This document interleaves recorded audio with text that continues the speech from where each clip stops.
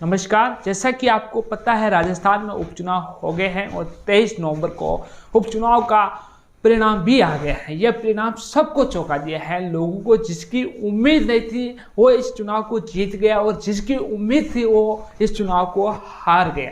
राजस्थान की 7 विधानसभा सीटों पर उपचुनाव है। इन्हीं में से एक खींवसर विधानसभा सीट जिसकी इस वीडियो हम चर्चा करने वाले हैं कि यहाँ पर हनुमान बेनीवाल चुनाव कैसे हारे हैं। हनुमान बेनीवाल ने ऐसी क्या गलती कर दी जो लंबे समय से खुद की घट रही सीट उसको ही हार गए।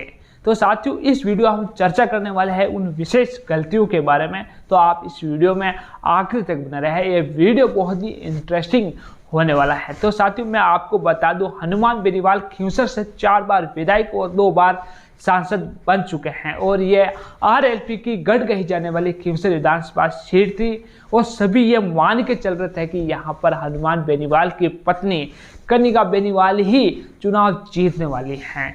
ऐसा कोई सोच भी नहीं सकता था कि यह सीट हनुमान बेनीवाल की पत्नी हार जाएगी, आरएलपी इस सीट को हार जाएगी। सभी ये सोच के चल रहे थे कि यहाँ से हनुमान बेनीवाल की ही पत्नी चुनाव जीतने वाली है, लेकिन सबको चौंकाते हुए यहाँ से भारतीय जनता पार्टी ने बाजी मार ली है।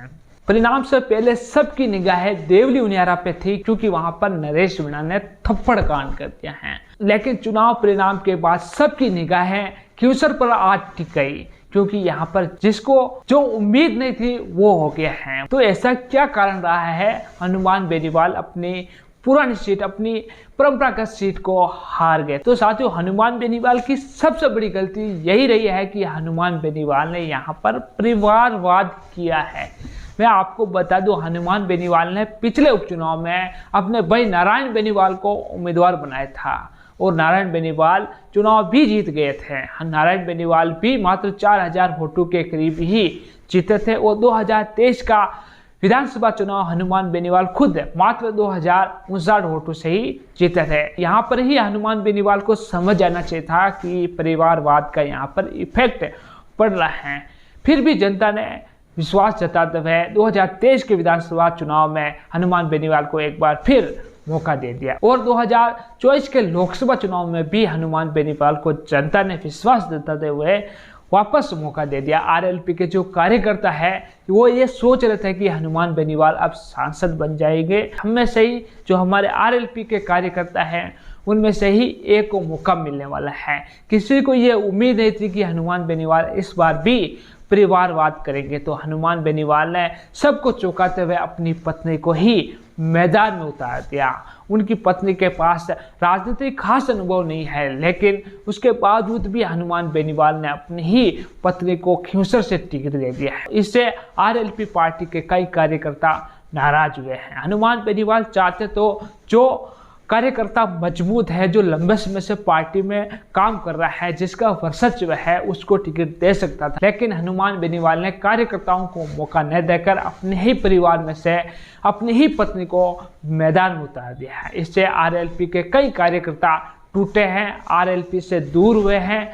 इसी की बदौलत आज ये परिणाम आया है। हनुमान बेनीवाल को तो ऐसा लग रहा था कि जिन लोगों ने मुझे वोट किया है वो लोग मेरे साथ हैं, मुझे समझकर मेरी पत्नी को मौका दे देंगे, मेरी पत्नी को जिता देंगे। जिस प्रकार पिछले उपचुनाव में खींवसर की जनता ने मेरे भाई नारायण बेनीवाल को मौका दिया था। हनुमान बेनीवाल को 2023 के विधानसभा चुनाव में ये समझ जाना चाहिए कि परिवारवाद के कारण ही मेरा जो जीत का अंतर है वो कम हुआ है। मैं मात्र 2059 वोटों से ही जीता हूँ। मेरा वोट बैंक कम हुआ है और लगातार कम होता जा रहा है, लेकिन हनुमान बेनीवाल ने ऐसा कुछ नहीं समझा और 2024 के उपचुनाव में अपनी पत्नी को ही मैदान में उतार दिया है। भले ही हनुमान बेनीवाल के साथ लोग थे, बाहरी तौर पे तो हनुमान बेनीवाल के साथ प्रचार प्रसार कर रहे थे, लेकिन अंदरूनी तौर पर आंतरिक घात की है हनुमान बेनीवाल के कार्यकर्ताओं ने। उनकी भी कोई गलती नहीं, इनमें जो भी गलती है वो कहीं ना कहीं हनुमान बेनीवाल ही है।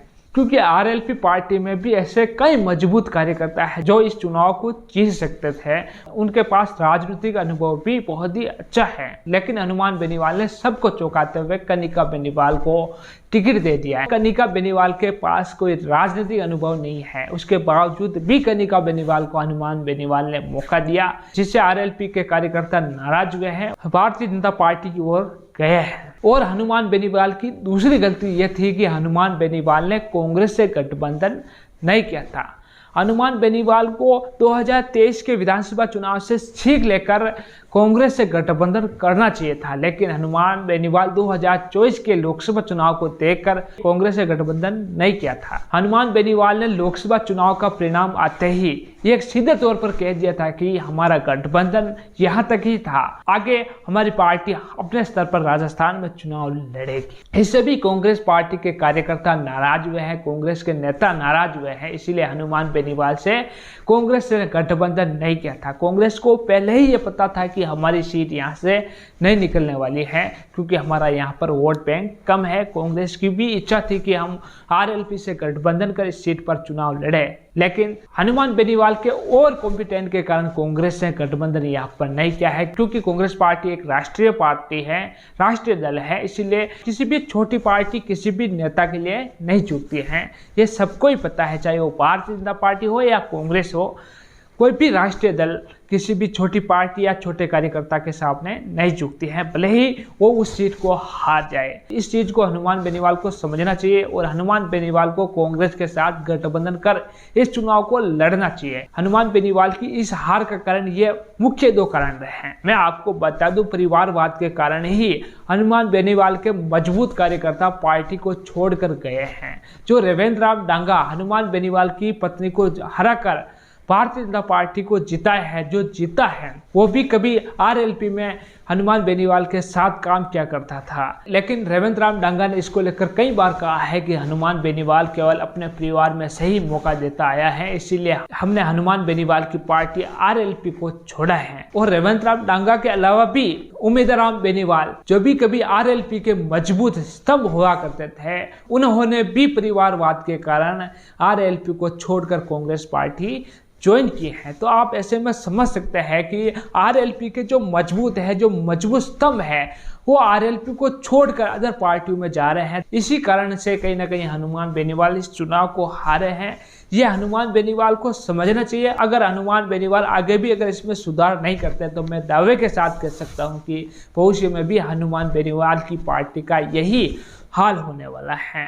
भले हनुमान बेनीवाल को ओवर कॉन्फिडेंट हो, हनुमान बेनीवाल को ऐसा लगता हो कि मैं भविष्य में ऐसा कर इस चुनाव को जीत जाऊंगा, खिवसर को वापस अपने खाते में ले आऊंगा, लेकिन ये हनुमान बेनीवाल की गलत सोच है।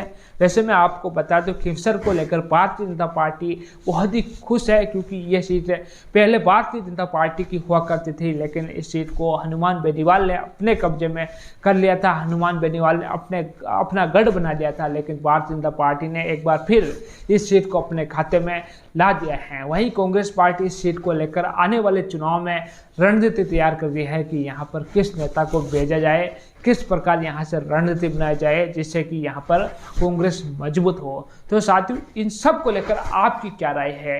क्या हनुमान बेनीवाल की यही गलती रही या कोई और? कमेंट सेक्शन में जरूर लिखें। और आपने अभी तक हमारा चैनल सब्सक्राइब नहीं किया तो जल्द ही सब्सक्राइब कर दे, बेल आइकन दबा दे, इस वीडियो को ज़्यादा से ज़्यादा लोगों के साथ शेयर करें। धन्यवाद।